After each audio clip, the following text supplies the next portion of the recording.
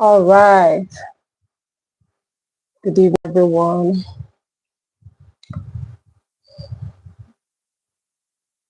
Welcome to today's live session. Where are my resilient parents? Good evening. It's been a long time. I'm sorry for the break in transmission. I promise we're back and we're back. Okay. So we'll be doing this more often because the work is urgent, the message is urgent. So welcome. Good evening, welcome. As you join, can you just write in the chat where you are joining from? Where are you joining this live session from?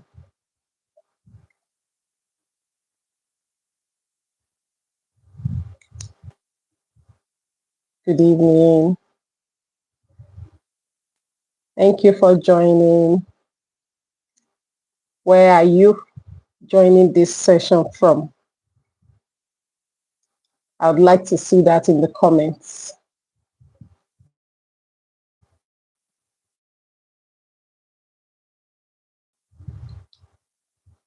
Welcome. We'll just give others a few minutes to join us. If you are here, please go ahead and share the link to your friends, family members, those you know will benefit from all things parenting. All right, so, and if you are yet to subscribe, please do. Please do. Doha, thank you for joining. You're welcome all the way from Doha, Qatar. Nice one. Thank you. So as you join, please just put in the comments in the chat box, where are you joining from? Where are you joining from? And if you are yet to subscribe, please go ahead and do that. Thank you. You can also feel free to share this link. Feel free to share the link.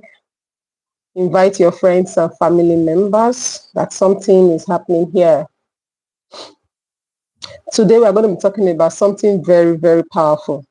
And good evening, my darling. It's been such a long time coming. We're supposed to have this class in November. Stephanie from Nigeria. Thank you for joining. And well, a lot of things happened. Thank you for those that reached out asking me, when is the class going to hold? We're here now. So you're welcome.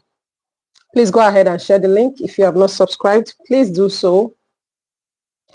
Thank you. From Kaduna, Faith, my dear Faith. Thank you. Thank you for all you do, Faith. Okay, so this evening we are going to be talking about something very interesting. Somebody saw the flyer I put up and chatted me up like, is it a church program? Which one is breaking generational patterns? I thought you were a psychologist. I said, I'm all of them. Anyone you call me, I will answer. All right, but I have seen patterns when it comes to working with children, working with parents, working with adults, working with humans, basically. I've seen family patterns at play, and sometimes we might not pay attention to the hard work they do cause, because I've ever heard somebody say, it's just how I am. When I'm angry, I just break things. It's just the way I am. And then you ask them about their family members, and they tell you, oh, they have an elder sister who does the same thing, or they had a father or have a father who, when he's angry, everybody takes cover because he can, generational patterns. They seem like personality. Welcome. They look like, oh, it's just who I am. It's just my personality. But is your personality or supposed personality adding value to your life? Is it destroying you, or is it making you? Is it destroying your children, or is it making them? All right. So tonight we're talking about patterns that have the ability to cause problems if we do not pay attention to them and begin to consciously modify them. So you are welcome. I say again, feel free to share the link. Okay, so breaking generational patterns. So we'll just dive in. The latecomers will join us. One thing I like to say when I take this class is the fact that I know that many of us were raised by loving parents. Yes. My network is, we're back. Sorry about that break. We have loving parents. We're raised by loving parents, okay? Some people, I've met people who describe their parents as, oh, very harsh, but I know he loved me. I know he loves me. I know he would do anything for me. People who say, oh, my mother can criticize for Africa, but I know in her core, she really does love me. So I know that we have those kind of parents. So when I have parenting classes, I'm not here to tell you that your parents didn't do well or that you as a parent are not doing well, because I know that our parents did their best, and I also know that you are currently doing your best. Okay? But what if some of the things that have been passed down to us was not love? What if it was pain? What if it was hurt? What if it was something looking like tradition? Oh, it is how we do it. It's our culture. But it was actually pain. What if? So most of the time when I talk about parenting, I don't want you to see it as me coming here to remind you of your faults or the things you are not doing right or the things our parents did not do right. No. I'm just trying to point out the fact that sometimes parents did the best they could, and we are currently doing the best we can, but we can do better. Especially when we begin to notice patterns that are not helping us nor helping our children. All right. So there's many patterns that parents can pass to their children, and then you in turn will pass it to your children, and then your children get to pass it to their children, and then it becomes a generational thing. And then you find people say, oh, it is how we are in our family. But this how you are in your family, is it healthy? Some families will pass down emotional distance. They are not involved. Very cold people. You see siblings who don't speak to themselves, who don't get involved. I've met siblings who rather go for a friend's party than attend his or her own siblings' party same day.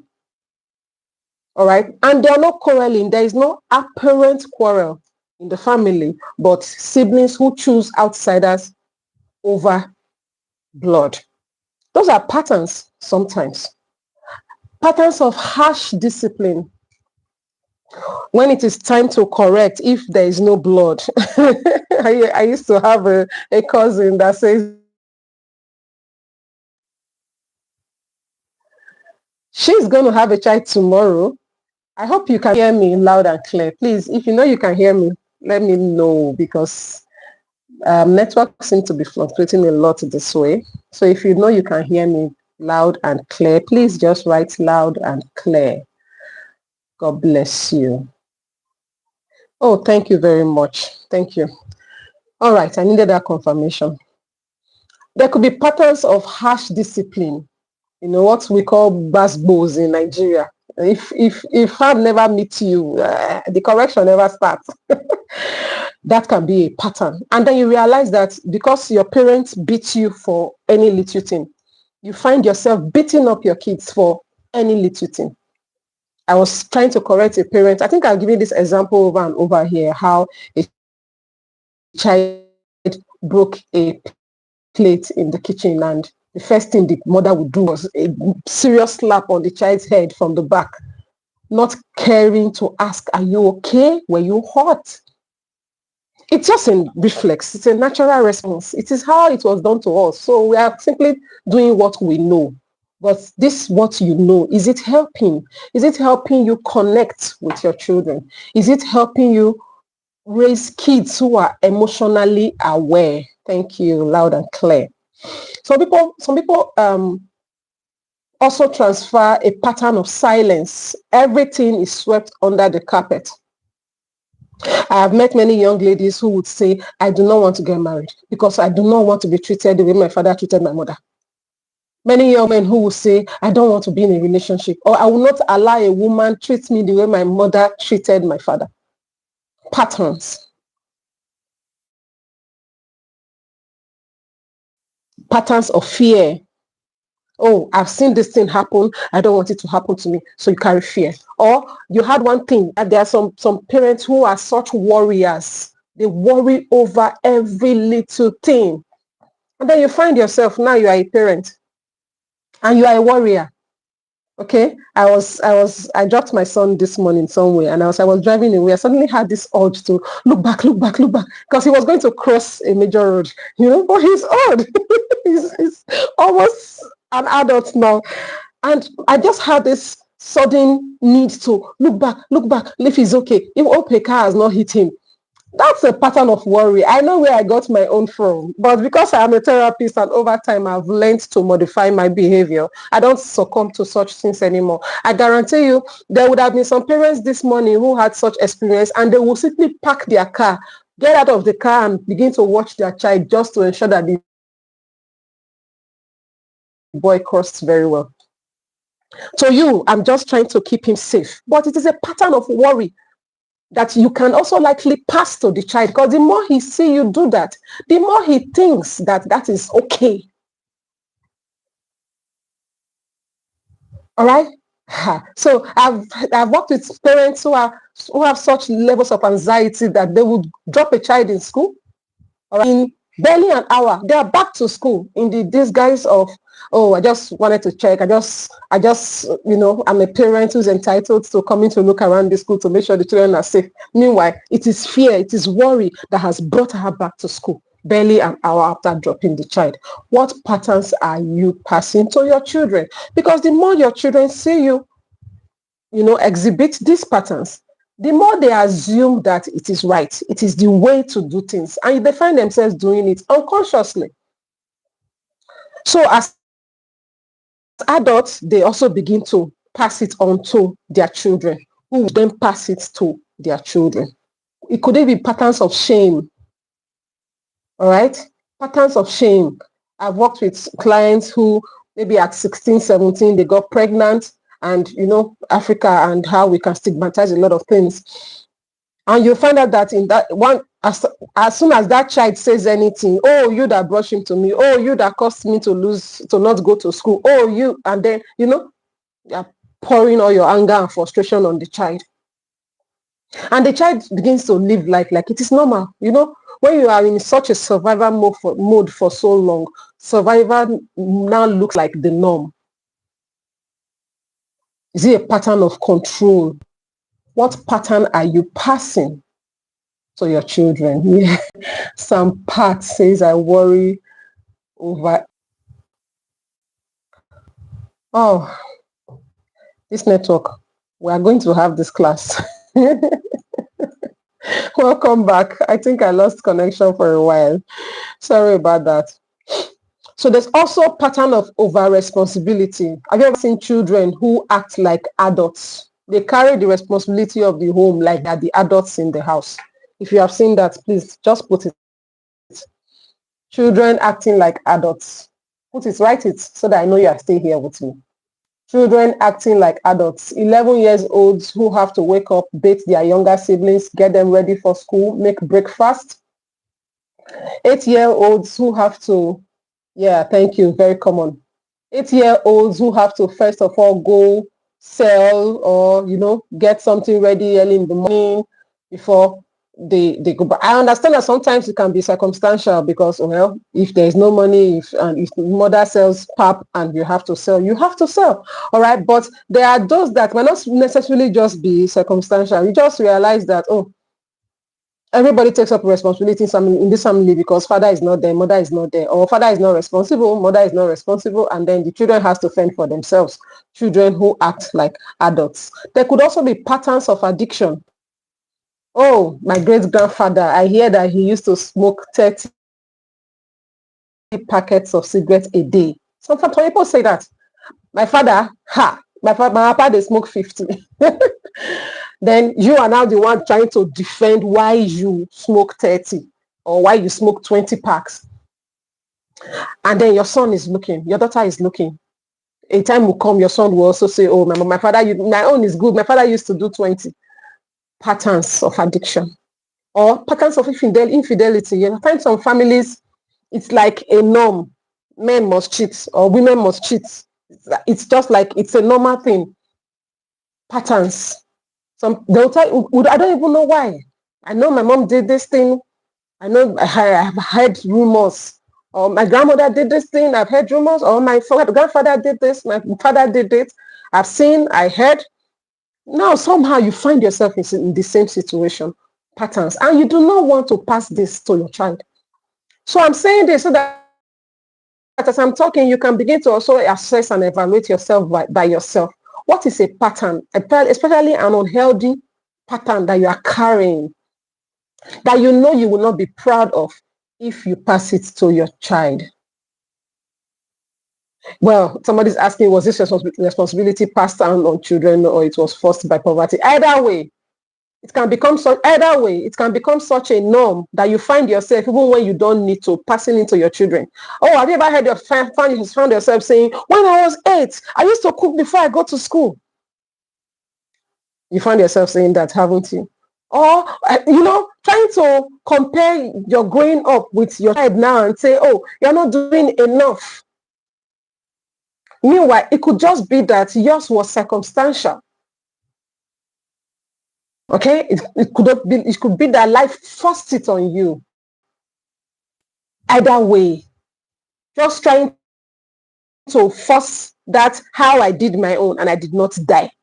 I did my own, I didn't die. So you won't die. It's good. It's good. Children, I've always told us, the end goal of parenting is to raise independent children who can stand on their own, be okay, be resilient, all right, be successful. That's the goal of parenting. Okay, but when you now find it that everything is forceful, everything is like a stress, like you're trying to make a point with these kids, you're trying to make a point with these children, something is wrong. Something is wrong. So it could also be a pattern of financial mismanagement, chaos. Oh, this family, they are borrowers. All right, not only just because life made it difficult that they have to borrow to survive, but they just borrow for fun. They are always in debt. Oh, I used to have a family in my street growing up that there is hardly a month that will pass by where somebody doesn't. Oh, your mother owes me 30,000 naira. She has not paid. The other son of the woman will pay the next month. So they have the money, but she just had a way of borrowing what she doesn't need. It could be a pattern. Maybe if you investigate that family, maybe the mother was doing the same thing, just for the fun of it, just for the sake of having money. You don't need it, but I have money in my hand. You borrow. And then your child looks at you thinking, oh, it's normal. Meanwhile, it is not normal. It's not a healthy pattern that should be passed. All right. So those are examples of patterns. There are many more, even spiritual patterns. All right. They say, there's some families, of course, we are Africans. I'm a Christian. I believe very much in, the spiritual dimension of things. And they tell you, oh, in this house, there's a spiritual wanting. I'm sorry, I'm using wanting. I don't want to say too much. Something that seems to happen a lot in this house. So what is the pattern that you are passing to your children that needs to stop with you? I watched a Nigerian movie some few months back, and it was giving a description of how a grandmother had a load, on her head. And she was crying, this load is too heavy for me. This load is so heavy. And then she lifted the load and passed it to her daughter. Or rather, it started with a great grandmother, passed it to the daughter, who is now the grandmother. And then the woman looked at it too. She was, she too passed it to her daughter. And then, so great grandmother to mother to mom, great grandmother to grandmother to mother to daughter. And then the mother looked at the daughter, and then she shook her head and said, no, I won't give you this load. She started wrestling. The lady was actually sleeping. It was a dream. She started wrestling. I'm not going to give you this load. I'm not going to give you this load. And then she woke up. What patterns are you passing? It may just look like, oh, it's story, it's the Nigerian, depiction of generational cause, generational trauma. But there are generational traumas. It's recognized psychologically. Okay, so what pattern are you passing to your children that needs to stop with you? Not just stop because you are carrying it, but stop because you have recognized it and you have healed it. So I don't want it to stop just because I now know and I stop doing it. No, you heal it so that it doesn't go to your children, and to your grandchildren. I need you to think about generational patterns as emotional DNA. All right. If it's not examined, they keep replicating themselves. If you don't look at it, if you don't sit with it, if you don't try to assess what caused it, how am I here and where am I going to from here, they continue to replicate themselves. Okay. So these are just examples of patterns that I thought I should bring up. Now, how are these patterns formed? How are they formed? Sometimes they come from unprocessed pain.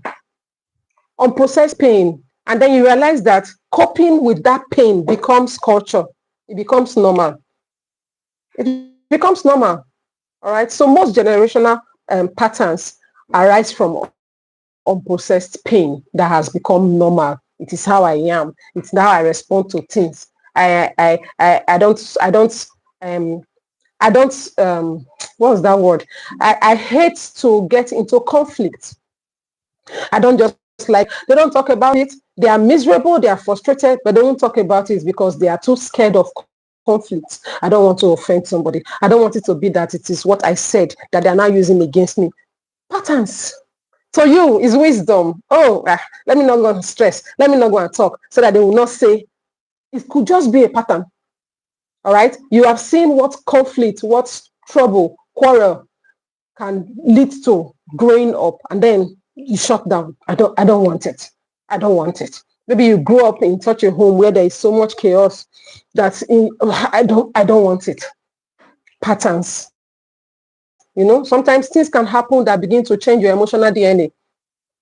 Generational patterns. It becomes normal. Meanwhile, it is not meant to be so. So what one generation cannot talk about, the next generation begins to act it out. Because you did not process it, you did not deal with it in your time, the next generation begins to act it out also. All right. So emotionally, our brains are trained by repetition. What you do often, your brain gets so used to it, and then it becomes a normal, which is why I've been campaigning in very recent time that all thoughts are not true. That's not about that. That you thought about it doesn't mean it is true. Okay? That you are doing it doesn't mean it is the right way to do it. All right? So they can just be learned, repeated patterns in the brain. When we grow up in an environment where love is conditional, affection is rare, and survival comes first, we internalize that as normal.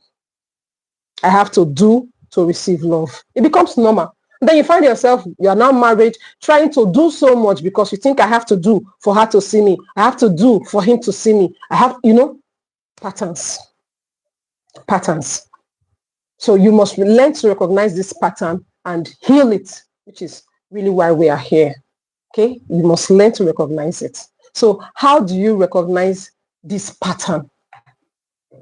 What do you need to do to help you recognize these unhealthy patterns in your family, in your parenting style, in how you deal with your children? How do you recognize it?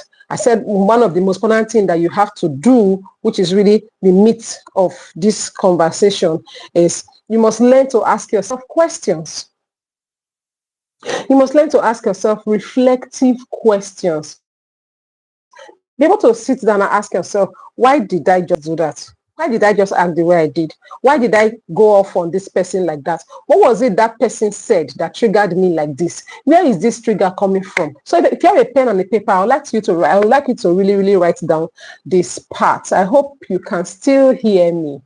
And if you are learning, please say, I am learning.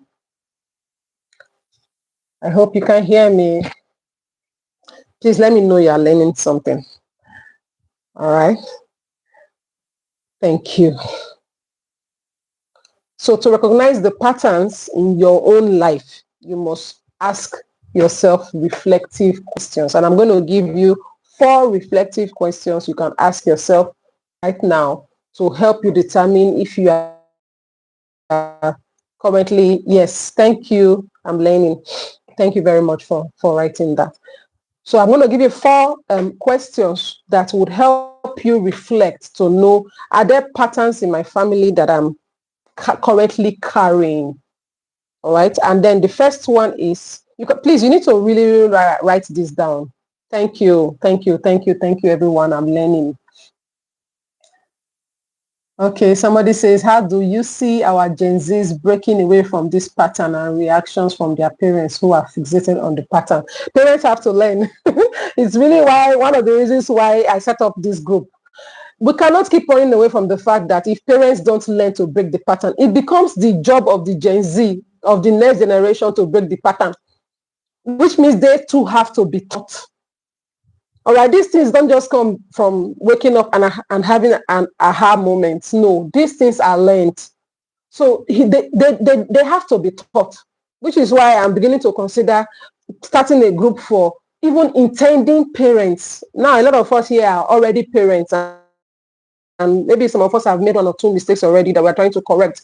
But imagine if young people, 21, 25-year-olds who are planning for marriage, in the nearest future, already in a class where these things are taught. You can reflect, you can ask yourself questions, you can deal with it even before you get pregnant.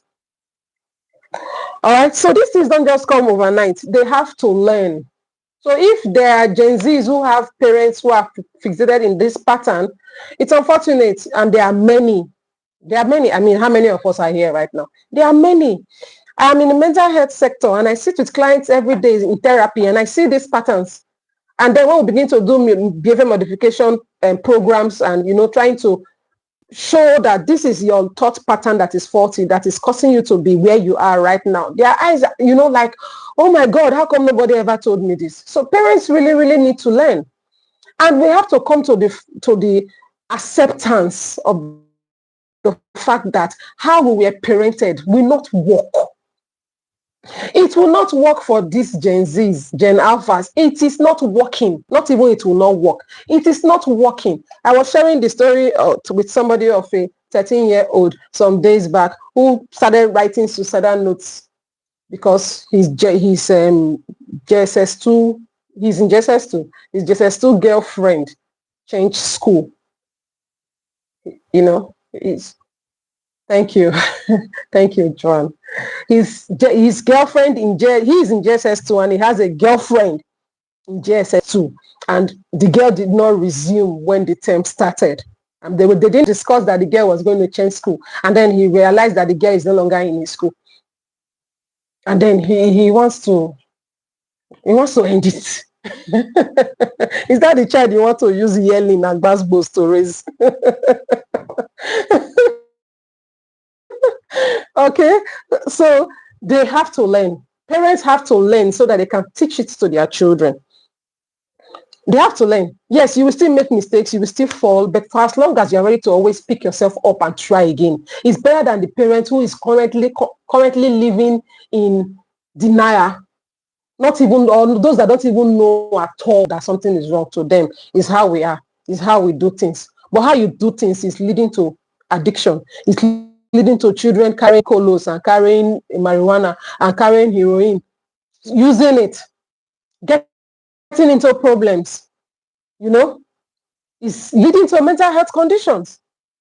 All right, you see children who don't have one person they can talk to. Somebody was asking on the internet yesterday, how will you feel if something very terrible happens to your child, maybe in school, and you are the last to find out?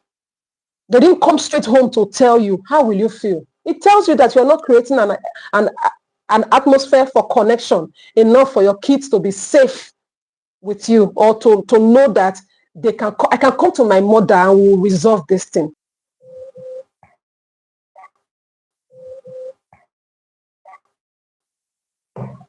Can your child trust you enough to come to you, knowing that no matter how you react, last the issue will still be resolved? We will still deal with it together. Whether they mess up or not, they can bring it to you and say, this one, I am the one that messed up. I'm the one that did it. Are your children comfortable enough with you like that? Or you carry such air of authority and control, they can't come to you. To you, you are being a daddy. If my children, if I just enter as my children, then they run now, then they hide. Then they hide, Abby. Let them keep hiding. And then they go to those people who are not power mic.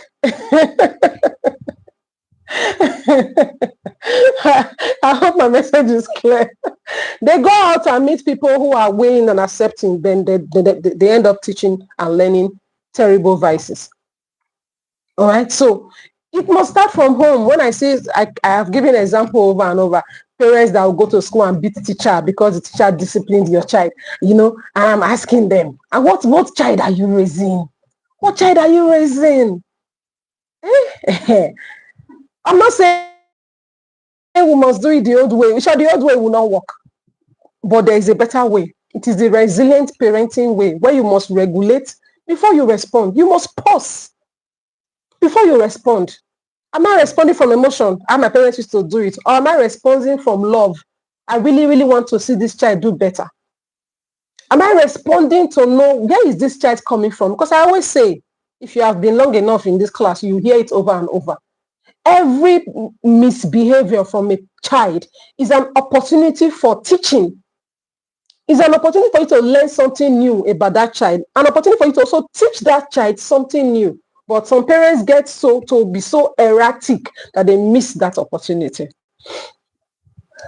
All right, so I'm seeing some questions here. If I don't take a question, you can put it in the group if you are in the group. Okay, if you're not in the group, you can ask for the link, please. How do you manage things that tend to withdraw each time there is conflict? Maybe because I've already told you the why. So let me just answer your question direct. Because sometimes I get very emotional about these things. When you have a child that withdraws when there's conflict, it's your job to draw that child out of that, isolation. Give them space, give them time to breathe and process, but it is your place to go to them. If you keep waiting for them to come to you when they are calm, when they are realized they'll come, they won't. Go to them. Are you feeling better? What happened this afternoon? I just wanted to check on you. You don't need to talk about it right now, but I'm here when you are ready. Say that for the next 3 days. I'm here when you are ready. All right? You don't need to talk about it right now. I know you are dealing with something in your heart because of what happened the day before yesterday, but I'm here when you are ready. And see if by the 4th day they will come to you. Okay? So, show concern. That is all your children just want to know, that they are concerned. A child is keeping to self because something happened and you are passing him.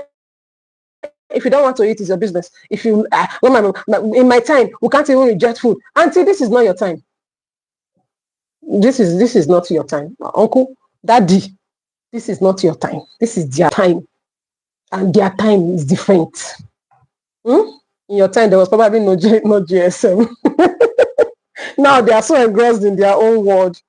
And you are doing nothing to bring them out of there. And you think that they will be able to sit with you, have conversation with you, talk to you. No. You have to position yourself to be approachable. Okay, so if you can hear me, please say I can hear you very well. If you have not subscribed, please do so. It's the way you can support me. Thank you. Oh, somebody said I'm blessed to have you in my corner. Thank you for saying that. God bless you, ma. So these are 4 questions you should ask yourself as reflective questions to be able to recognize whether you are currently living in such a pattern or not. Number 1, what behaviors in my parenting remind me of my own parents and caregivers? Number 1. What behaviors in my parenting reminds me of my own parents or my caregivers? What behavior right now am I exhibiting that reminds me of how my parents parented me, or how my caregivers, how my significant others raised me? What behavior am I exhibiting? Is it anger? Is it frustration? Is it yelling? Is it shutting down? I still have parents in this century who still get offended with their children enough to lock them out of the house. They still exist. All right? Okay, barely 3-4 years ago, I dealt with a case of a mother who grounded hot pepper, and put in her daughter's private part because the daughter offended her. We still have such. Thank you, loud and clear. So what is that pattern? I'm sure oh my God. In things we see in therapy, sometimes I'll be telling myself, just in my heart, because I'm talking to a parent and I shouldn't be the one exploding, but in my heart, like, just calm down. This is therapy session. Just calm down. She's not your elder sister. Because if you're my family member, what I will tell you that moment, it will shock you. Sometimes parents can be so extreme. They can be so extreme. We know. Okay. The first question. I'm okay. Okay. The first question says, "What behaviors in my parenting remind me of my own parents or caregivers?" Have you not seen parents who, when they are upset with their children, they carry razor blade and begin to slash them? I have seen. And then when you ask them, that's what mama do me. That made me not do this thing again. When my mama cut my body finish, I not do the thing again. Then when you now sit with them and talk about their parenting, their upbringing, they will break down. Bottled up trauma, things that they have kept that they've not been able to talk about for years. They'll break down in therapy. Yet, you know that despite your parents doing this thing to you, and despite the fact that one way or the other, the behavior they were trying to change with you, maybe it works, maybe it's changed, but you carried that trauma for 40 years until you came to therapy. Yet you want to deliver the same trauma to your child because that was how they did it to me. No, we must change things. All right, I will stop shouting. When I get emotional about this, I start shouting. But you know what I'm talking about. All right. So that's question number 1. What behaviors in my parenting remind me of my own parents and caregiver? Okay, somebody is here, even with us here. My mom will grind pepper and rub in my eyes. Is that how you want to raise your own children? Because sometimes it can be so unconscious, it can be so spontaneous. You just find yourself doing it. Before you will hold yourself back, the deed has been done. So you must be aware of it. So you don't find yourself in such circle. All right. So question number 2, when I'm stressed, how do I respond? When I am stressed, how do I respond? And who taught me that response? Who taught me? Who taught me that response? When I'm stressed, how do I respond, especially to my children? And who taught me this response? Is it the way my parents also responded to me when they were stressed growing up? Is that how I am currently responding to my children? So question 2 says, when I am stressed, how do I respond? Please make sure you sit with these questions and answer them, because it will give you insight into patterns that needs to be adjusted. When I'm stressed, how do I respond? And who taught me that pattern? Is it my mother? Is it my father? Is it my grandmother? Is it my grandfather? Okay, so answer that. I promised myself a long time ago that I would not park in the parking lots where my parents parked, and I'm grateful I took that decision. Nice. I get what you mean. All right, it's good. So when you realize that the patterns with your parents that you don't want to carry over, you simply take a turn, change it. It's as simple as creating awareness and consciously working on adjusting and changing it. So thank you for sharing that. So you got number 2. When I'm stressed, how do I respond? And who taught me that response? Number 3 says, what do I believe about love, discipline, or success that might be inherited but not chosen? I like this one. What is it that you believe about love, discipline, or success that you have inherited from your parents? Not because you chose it, but because it is how they were doing their own. Now you have believed it. A classic example would be the popular saying, men are scum, men are scum. Girls say that a lot, and I ask them, which scum have you met? You know, it's apparently originated from young ladies who watch their fathers be not such a, a good husband, or 100% husband to their mothers. Who young girls who were so disappointed in their own fathers that they just men so men be. I can't. Some will say I won't marry. Some will say I will never submit myself to a man to treat me the way my mother was treated. And then you just realize that talk will just start. Women now, so some money they know. Women, all they know is money. All they know is money. Maybe it is what your father always said. You have not carried that in your head and use it to assess all other women. All women know is money. And then now you are saying it to your children are watching. What is that belief about love, about discipline, or about success that you might have inherited? Write it. Okay, what do I believe about love? What do I believe about discipline? Do I think that I have to see blood for a child to be corrected? Do I think there has to be release of slap that causes the eyes to see star for a child to be corrected? Do I believe in starving a child? There are still parents that do that. They starve their children in the name of discipline. I want to correct this child, and then I'll starve the child. Okay? Aha. Because if you know me, I'm not saying don't discipline your child. In short, the bulk of our class is about teaching how to discipline the right way. Don't discipline like they're your enemy. That is where, the challenge is. When you discipline a child and the child is thinking, this woman born me. Discipline in such a way that they will be thanking you that, this woman really lost me. This man lost me. For them to go this far. That's where the difference is. Okay, so what do you believe about love, about discipline, and about success that might be inherited, not chosen? Write that. Somebody's asking a question, says, but it's possible that some of these patterns were not passed down from parents. It could have been learned from friends. Yeah, that's also true. So if you have a pattern that was learned at all, that is unhealthy, unlearn it. Whether it is from parents, whether it is from friends. Most times, of course, the immediate environment we grow up in plays a big part in shaping who we become.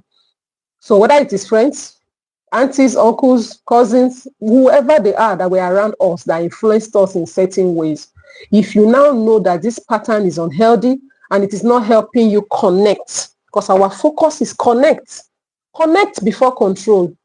You must, especially this generation children, you must connect. They are big on connection. You must connect with them if you want to make any meaningful relationship with them. Okay? So it doesn't matter who it was passed from. Just recognize it and then do something about it. Thank you for that question. Beautiful one. Then number 4. What emotional needs sorry, I'll take that again. What emotional needs did I have as a child that went unmet?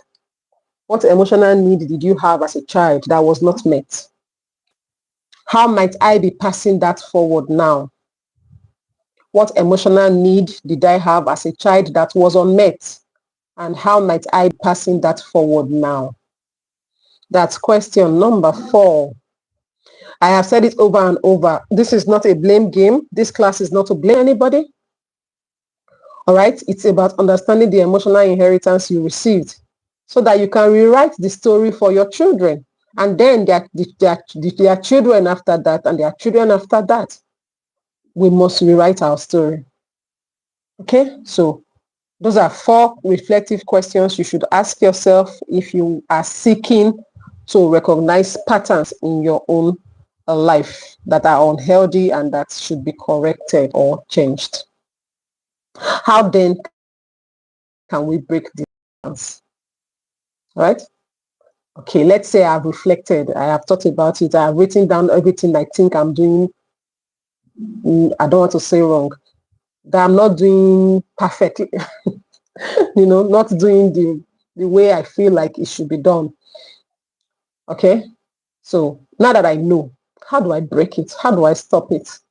I'm going to right now give you 5 things you can practice daily. All right, they will transform you, because I see what I say is from a lived experience. I'm not just talking because I'm a therapist, or I'm also a parent. So I tell you these things from experience. I have not only learned them, I have lived them. And I can tell you for free, they work. They work. So here are 5 things you can do, 5 steps you can take, all right, to ensure that you begin to do transformation, to begin to change patterns, learned patterns that are not healthy for you or for your children.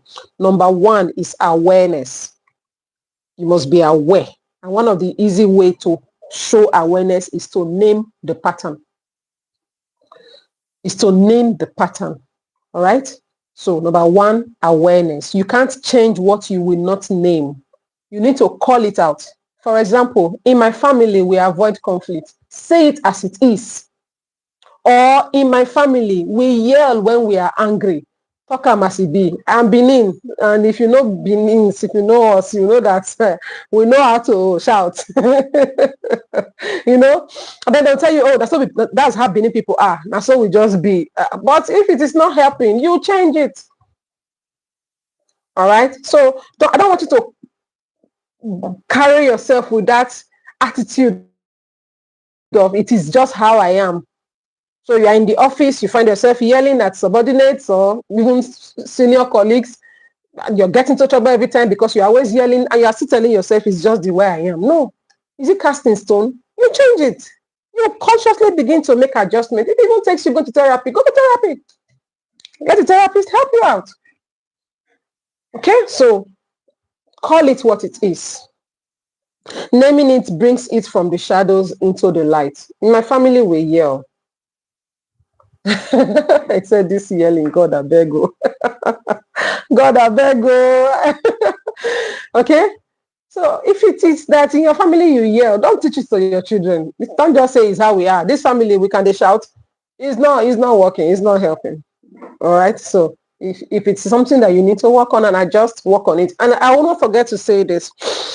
I've worked with a lot of parents, especially parents who have worked with me one-on-one in our coaching, classes. By the way, you can always reach me if you feel like there are aspects of your parenting life in general that needs coaching or you need therapy. Okay, but I'm a parent I've worked with in some of my coaching classes that they always tell me, oh, this shouting, just I'm replying to Joan, this shouting, I'm not sure how it fits. This shouting, I find myself shouting before I even remember to calm down. And I always say, for me, the shouting is not the problem.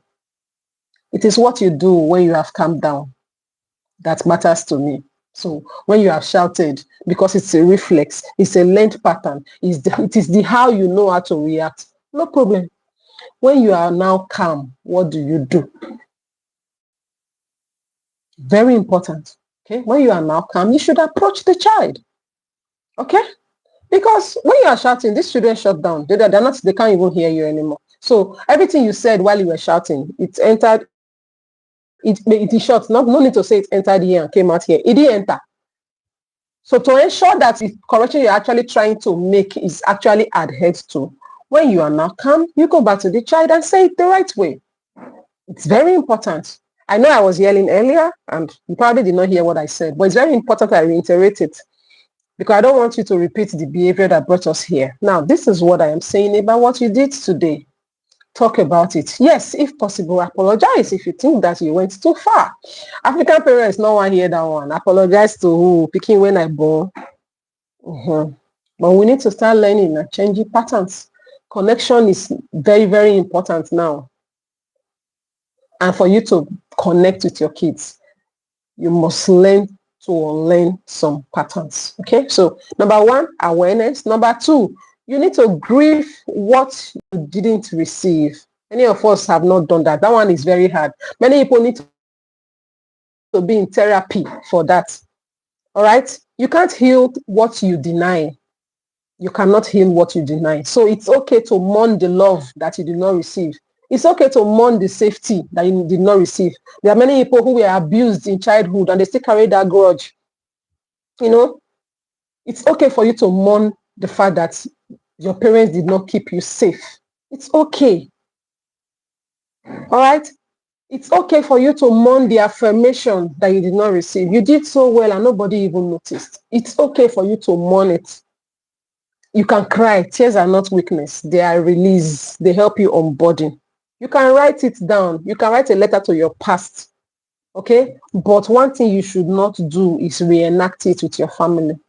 So you mourn your own, mourn your loss, mourn your pain, mourn your struggles, but don't pass it on to your children. So grieve what you did not receive.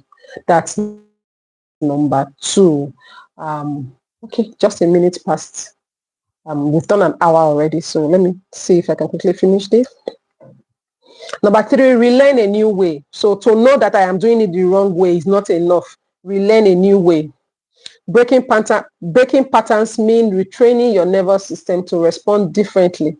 So learn to pause before reacting. People in my coaching class, I know they are tired of hearing regulate before you respond, regulate and respond, regulate then respond. There are many ways I say it, but it's basically saying you must learn to regulate and then respond. Regulate means pause. Do what you can to make sure that you don't react. You know, sometimes we are so quick to react to a situation, we don't get the time to pause. Okay? So pause before you jump into a situation. That is you regulating. So breaking patterns mean retraining your nervous system to respond differently. You must learn to pause before you react. Pause before you react. Ask yourself, does this yelling, does this need beating, does this need fighting, does this need communication, does this need talking? I've told you guys how my mother used to wake me up 12 midnight. That her style, I hated it, but now I can understand. My mother will not hit you. She won't shout. She's very calm, but you would not sleep. She would deprive you of sleep and she would talk to you, talk your brain out for 4 hours. When you remember the sleep that you lost, maybe that's why I like to sleep a lot. When you remember the sleep that you lost the next day, you will not misbehave again. Okay? You must learn to regulate before you respond. So choose empathy over echoing the harshness you grew up with. When your child misbehaves, when they do something that you are not proud of, instead of shouting, it's time to ask yourself, what's going on with this child? Is he trying to send a message? Is there something I'm missing? Be curious. Be curious about the behavior. We're so focused in correcting the behavior, because to us, we don't want it to bring us embarrassment. So we rush into correcting behavior without being curious about why did the child even do this in the first place? Then how do we ensure this doesn't happen again? Regulate before you respond. All right. You are not only teaching yourself to calm down, you're also teaching your child to be calm, because it is how you do that they will also do later in life. All right. So when you teach your brain that there is peace here is safe, your child is also learning there is peace here. This place is safe. That's number 3. Learn a new way. Number 4, replace fear with connection. Replace fear with connection. Most destructive patterns come from fear. For example, fear of losing control, fear of being disrespected, all right? Fear of repeating failures, all right? But fear does not build love. Fear can never build love. Only connection can. So connect.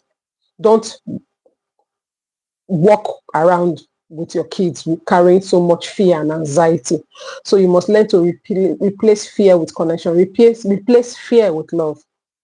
Connect before you react.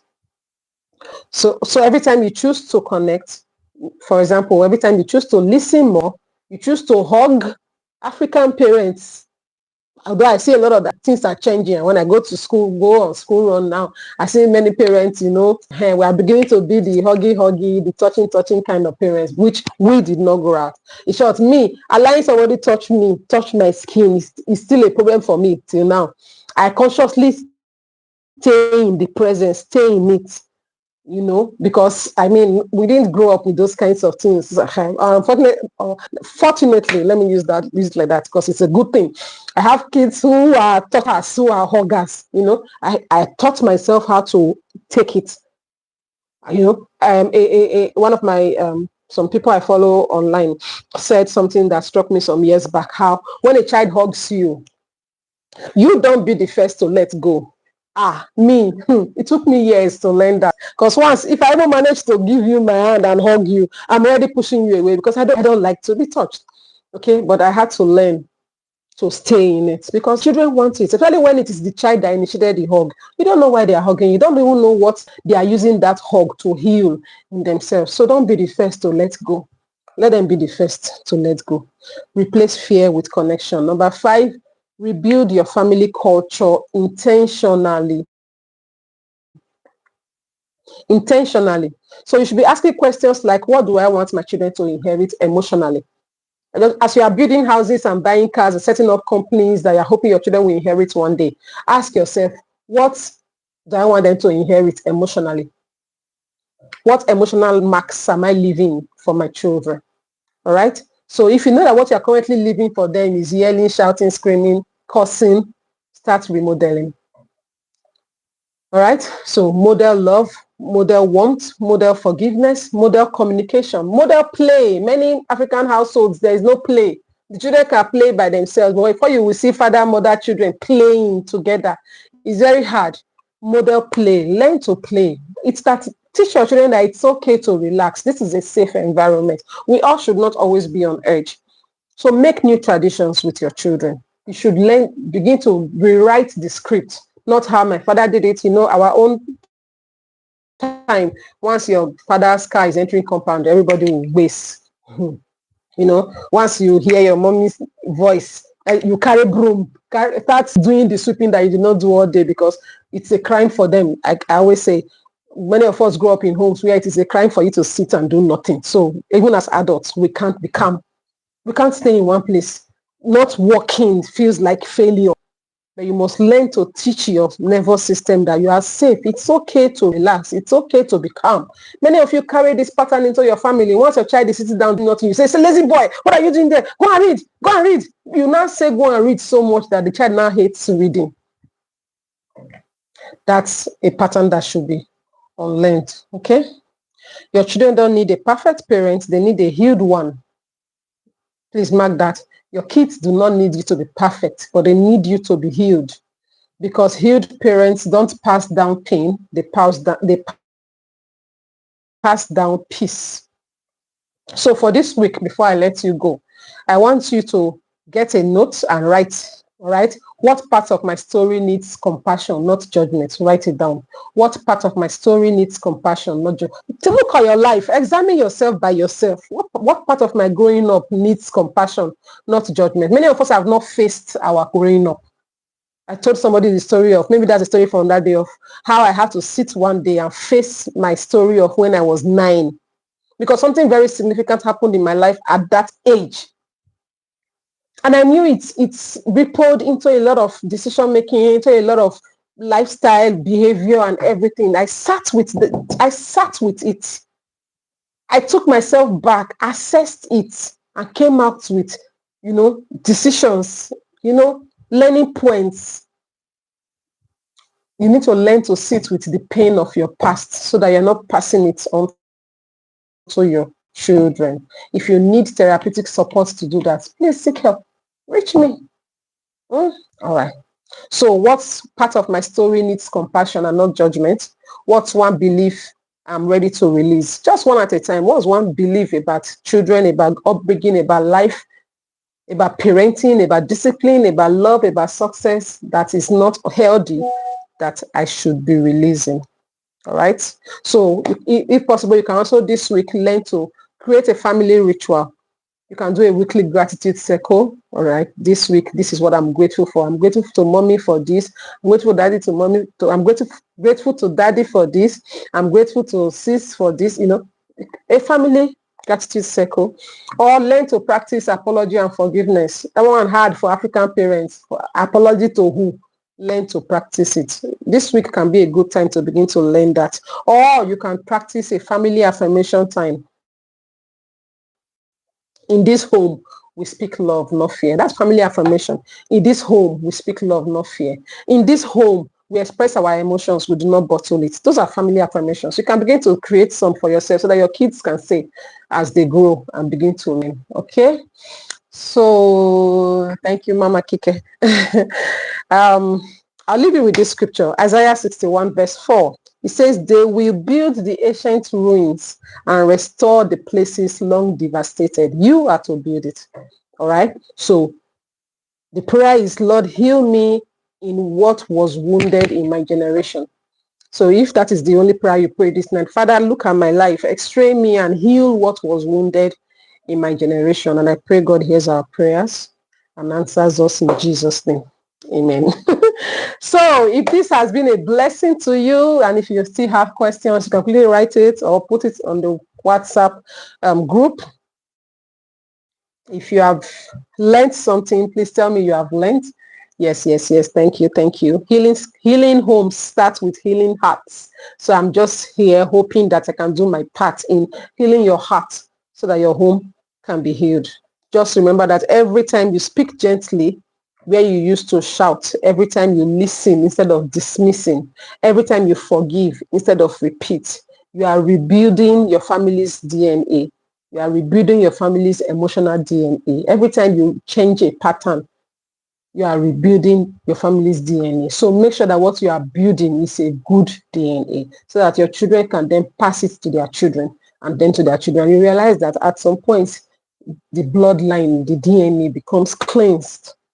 Okay, so let's rebuild patterns and change our family's DNA. Remember, you are not your parents. Okay, you are not your parents. You are the transition point. You are the one that is changing things. So change it so that your generation can hear. Thank you very much for your time. I'm sure we'll do this again next week. We'll send a topic to the group so that we can gather again next week. If you have questions, put it here. Put it on the YouTube page. Put it in the WhatsApp page. It will be answered. All right? If you need to reach us personally, you know where to find us. God bless you. Yes, I am the change agent. God bless you. Somebody said, thank you so much. Okay. Thank you very much too for thanking me. Thank you for coming out and taking the time to do this with me. God bless you. Okay. There are no more questions. I would like for us to call it a good day, a good night. So enjoy a lovely, lovely, lovely, wonderful and restful night, and see you again next week. Bye, everyone. I want person to tell me bye first before I go.